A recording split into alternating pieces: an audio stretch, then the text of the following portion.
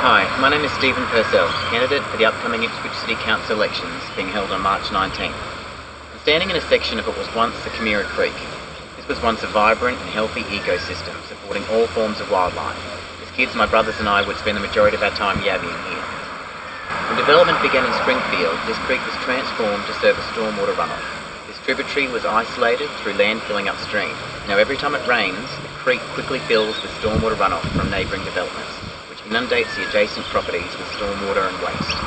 More than a decade of neglect, and now no wildlife and no creek, just a man-made floodplain in the heart of our community. Stormwater management is a vital part of town planning, and as the frequency and intensity of storms increase, strategies to manage stormwater, the pollutants and waste which are destroying our natural ecosystems, as well as flood mitigation, have never been so significant.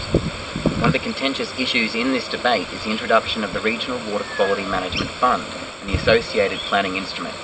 Now, this allows developers to forego local stormwater quality and flood mitigation devices in new developments in favour of a monetary contribution to a council-managed fund.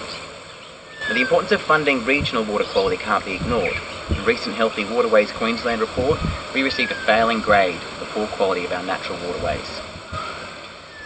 Stormwater damage is exacerbated by developments. The erosion, the pollutants, the water velocities increase with mass land clearing, and the funneling of tremendous volumes of floodwater into small tributaries like these ones significantly increases risk and damage caused.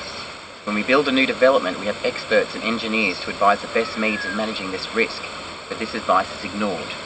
So while planning approvals seem to contain this information, development approvals from our council strip away funding for localised protection devices, which puts the residents and the community at a greater risk. Maintaining healthy waterways at a regional level is the obligation of our council, and if done right, it'll save us millions in property damage as storms and flooding increase. We need to address this problem now.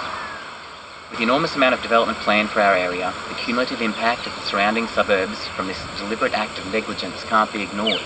Once the development is finished, it'll be the community who are left with the damage bill. This is not good enough.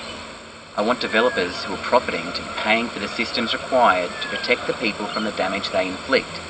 I want the council to do the job they're employed to do, which is represent the community's interests in new development, to implement planning strategies that reduce the risk of damage from flood events like the 2012 floods. It's time for the council to work for the people.